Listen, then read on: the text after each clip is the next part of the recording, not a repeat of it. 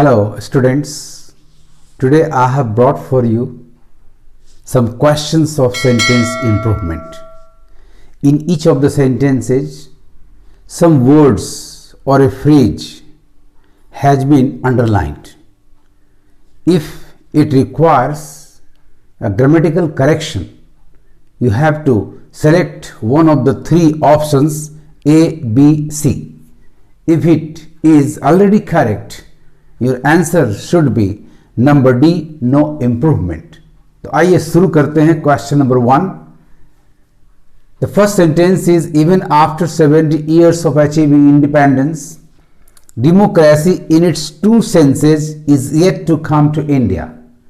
The underlined phrase is in its true senses. Remember, sense is an uncountable noun and सही अर्थों में, सही अर्थ में true is the correct adjective here. So the noun senses is not correct. It requires improvement. It must be singular. Now आइए options को examine करें. तो आपका ऑप्शन नंबर ए है, in its true sense, it's absolutely correct. In its real sense, sense is correct but real is not the correct adjective here. So this is not correct. In its real senses, real and senses both are incorrect here. And option number D, no improvement, is also not applicable here. So right answer is number A, in its true sense. Now come to question number 2. The right to choice of Aadhaar holders who the right to choice of Aadhaar holders who do not want to link their accounts may move up for a decision. ना sentence कह रहा है कि the right to choice of Aadhaar holders, जो नहीं चाहते अपने account को आधार से लिंक करना, में मूव अप, ये अभी विचार के लिए, निर्णय के लिए प्रस्तुत होने वाला है, यानी सामने आने वाला है. सामने आने के लिए आपका फ्रेज मूव अप यहां इनकरेक्ट है, यानी इस सेंटेंस में करेक्शन की जरूरत है. तो इसके लिए आपके पास सेंटेंस की क्रिया होनी चाहिए थी प्रेजेंट इटसेल्फ और कम अप मे के साथ. तो आइए ऑप्शंस में देखते हैं क्या आ रहा है. तो मे, केम अप, केम मेन वर्ब 2 है, मॉडल वर्ब मे के साथ हमेशा वेयर इंफिनिटिव मेन वर्ब 1 का प्रयोग होता है. So this is not correct. Answer number 2 B आपका है may come up, this is the correct one. Number C है मे कम अहेड, कम तो करेक्ट है but ahead is not the correct preposition here, चूंकि यहां improvement की आवश्यकता है, अतः आंसर नंबर डी भी आपका इनकरेक्ट है. So right answer is number B, may come up. इसके जगह पर हो सकता है may present itself. Now let us come to question number 3. They will not be able to enjoy these up and until, underline words आपके हैं up and until, they part with their personal biometric information to the government. Remember, the phrase up and until is absolutely wrong. यहाँ conjunction होना चाहिए, चूंकि condition दे रहा है. तो unless का पेयर लोग until से करते हैं और ये स्ट्रेस देने के नाम पर किया जाता है. हालांकि ये भी रॉन्ग है, केवल अनलेस ही सफिशिएंट है यहाँ पर, because unless shows the condition and until shows the time. But देखिए ऑप्शंस को एग्जामिन करके व्हाट वी हैव. आइए ऑप्शन नंबर ए देखते हैं. तो टिल एंड अनटिल ये फ्रेज भी एक्सेप्टेबल नहीं है, ग्रामेटिकली ये अप्रूव्ड नहीं है. Number B unless and until, चलिए कलोकियली ये करेक्ट माना गया है. तो this is the right answer, unless and until. कुछ लोग इसे कंडीशन, कुछ लोग इसे टाइम मानते होंगे, बट मेरे अनुसार ये कंडीशन ही है, ओनली अनलेस ही पर्याप्त है. क्योंकि इंप्रूवमेंट की आवश्यकता है. Up and until is not a correct phrase in English grammar, so no improvement का सवाल ही नहीं होता है. Number C up till and until ये भी एक्सेप्टेबल फ्रेज नहीं है. सो राइट आंसर आपका हुआ students option number B, unless and until. Now let us come to question number 4. What is worser? Improvement की जरूरत है. Worser is not the comparative adjective. The correct comparative adjective of bad is worse. Ill is worse. यहां चूंकि bad का sense है more than bad, अर्थात यहां verse होना चाहिए था. What is worser is that there is practically no room for improved relations as long as Mr. Gupta keeps the issue floating. आइए ऑप्शंस में देखिए वर्स कहाँ मिलता है, तो option number A what is worsen, worsen is a verb, so this is not acceptable. What is worse is the correct answer. What is worsening? Worsening is no word in English, so this is not correct. No improvement, चूंकि improvement की आवश्यकता है अतः option number D भी हम accept नहीं करेंगे. So this is also not correct. The correct answer, students, is number B. What is worse? Now come to the question. Question number 5. It is one thing for adultery to get you a divorce and quite some other. Quite some other is not the correct phrase. इसके जगह quite another, at another, इस तरह का phrase होना चाहिए. यानी improvement की आवश्यकता है. For it to lead you to incarceration. Number A देखा जाए क्वाइट अनदर, करेक्ट ऑप्शन आपको मिल गया. सो सम, क्वाइट सम अदर के जगह ऑप्शन होना चाहिए, फ्रेज होना चाहिए quite another. Quite any other is not the correct one. Quite every other is also not acceptable. चूंकि इंप्रूवमेंट की जरूरत है तो आंसर नंबर डी भी आपका एक्सेप्ट नहीं करेंगे. सो आपका ऑप्शन नंबर ए करेक्ट हुआ. B, C and D are eliminated. Now let us come to question number 6. Perhaps a greater challenge they face is improving the wounds of the civil war. Remember, wounds are not improved, wounds are not cured, wounds are healed.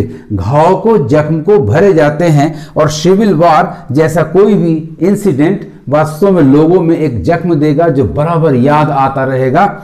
यानी यहां correction की जरूरत है. So perhaps a greater challenge they face is improving the wounds of the civil war. Iraq is a divided country today. आइए देखते हैं, क्योंकि improvement की आवश्यकता है तो देखें ऑप्शंस को एग्जामिन करें. काउंटिंग द इफेक्ट्स, इफेक्ट्स को काउंट नहीं किया जाता. Curing the aftermaths of the civil war, no, ये भी संभव नहीं है. Number C, healing the wounds of the civil war, this is the correct answer. No improvement भी यहां करेक्ट नहीं होगा. So right answer is option number C, healing the wounds of the civil war. इस तरह से आप options को examine करके राइट वर्ड, राइट फ्रेज को पकड़ेंगे और उसे ठीक कर लेंगे. Now come to question number 7. What if the government itself fails to tackle that divisions and lets parts of the country drift into anarchy again? Now underline words आपके हैं to tackle. चलिए यहां तक ठीक है. that यदि correct है तो फिर डिविजन्स को सिंगुलर होना चाहिए, और यदि डिविजन्स करेक्ट है तो फिर that को करेक्ट करने की आवश्यकता है. Improvement is required. आइए ऑप्शंस को एग्जामिन करें. टू टैकल दैट डिविजन्स, ये रॉन्ग हो गया क्योंकि यहां सेम चला गया. टू टैकल दीज डिविजन्स, यहां बिल्कुल करेक्ट है, दीज के साथ प्लूरल आ रहा है.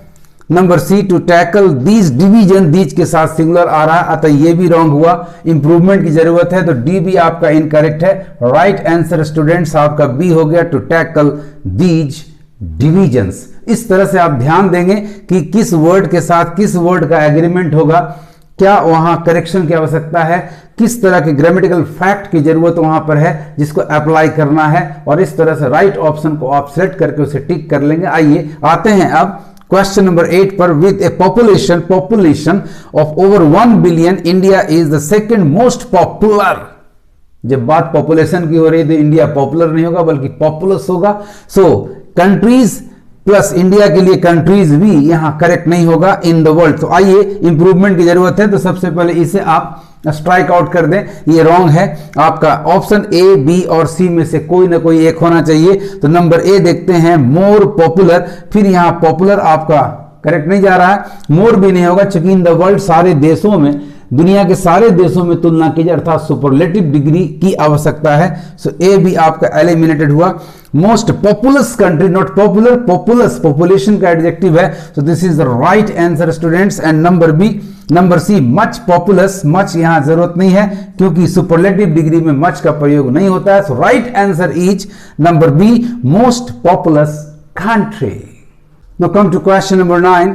Happy is the man who acquired the habit of reading when he is young. आपका सेंटेंस एक यूनिवर्सल फैक्ट है और ये प्रेजेंट टेंस में, प्रेजेंट इंडेफिनिट में या सिंपल प्रेजेंट में होना चाहिए.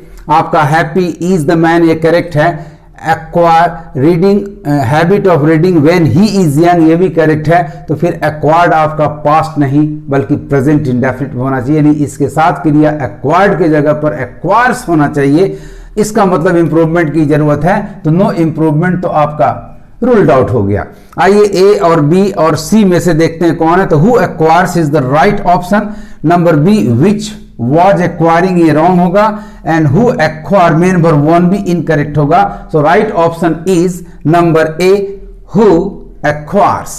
So happy is the man who acquires the habit of reading when he is young. Now come to question number 10. C is expected to be a candidate of continuity and is also expected to take a stand for radically economic transformation. आपका noun transformation दो adjective से qualify हो रहा है, one is radical, the other is economic. But यहाँ radical के जगह पर radically adverb का यूज होगा जो कि economic को modify कर रहा है, जबकि ये सही नहीं होगा।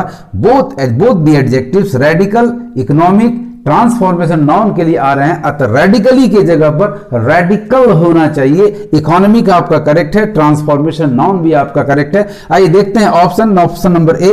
रेडिकल तो करेक्ट हो गया, लेकिन इकोनॉमिक आपका एडजेक्टिव गलत हो गया, ये रॉन्ग है। इकोनॉमिक्स नहीं बल्कि इकोनॉमिक होना चाहिए। So number A is not correct. Number B, radical economic transformation. Number B is the correct option. Number C, radically, फिर यहाँ पर बात आकर रुक गई, इकोनॉमिक्स यहाँ भी बात आकर रुक गई, अतः ये भी रॉन्ग है।